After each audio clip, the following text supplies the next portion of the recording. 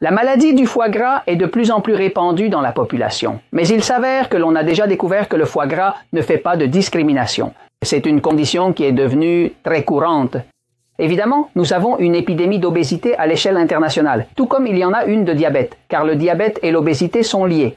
Le foie, dans des conditions normales, est un organe qui fait partie des plus grands du corps après la peau.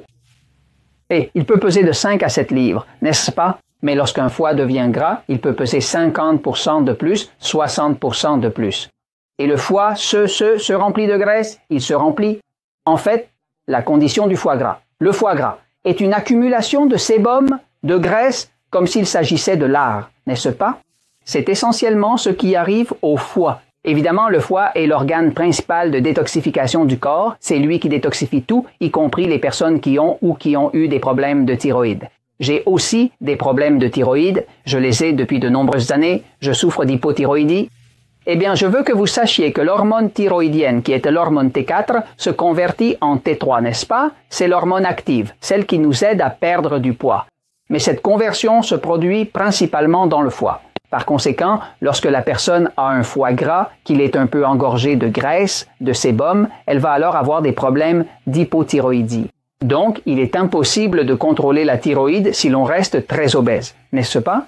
J'ai des centaines et des centaines de personnes qui utilisaient auparavant des médicaments comme Euthyroïde, Synthroid et autres, et qui n'en ont plus besoin parce qu'après avoir maigri, la fonction du foie s'est rétablie et maintenant, miraculeusement, elles n'ont plus de problème de thyroïde. Et ce n'est rien de miraculeux, c'est simplement que la conversion de l'hormone thyroïdienne T4 en T3 se fait principalement dans le foie. Si le foie est gras, il ne peut pas faire cette conversion. Donc, on n'a pas l'hormone active qui aide à perdre du poids. Mais que se passe-t-il? La stéatose ou le foie gras, qui sont la même chose, ce qu'on a découvert, et c'est intéressant, c'est qu'on a toujours considéré que le foie gras était une condition propre aux personnes obèses. Les études qui ont été menées principalement au Japon, en Corée, à Hong Kong, qui fait partie de la Chine, eh bien, ont démontré que 69% des personnes obèses ont un foie gras. Comment sait-on vraiment si l'on a un foie gras ou non?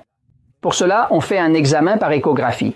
L'échographie est une technologie non invasive qui, à travers des ondes sonores, eh bien, capte la masse, n'est-ce pas, et peut la mesurer, non? Donc, 69% des personnes obèses ont un foie gras. Évidemment, ici, on va déjà avoir des problèmes de thyroïde, des problèmes de détoxification, une accumulation de liquide, des problèmes d'hypertension, d'autres types de problèmes, car le foie influence tout cela, d'accord? Le foie gras est un problème qui ne fait pas de discrimination. Il ne fait pas de discrimination et par conséquent, cela peut arriver aussi bien aux personnes obèses qu'aux personnes minces. Et je te dis cela parce que la vérité finit toujours par triompher.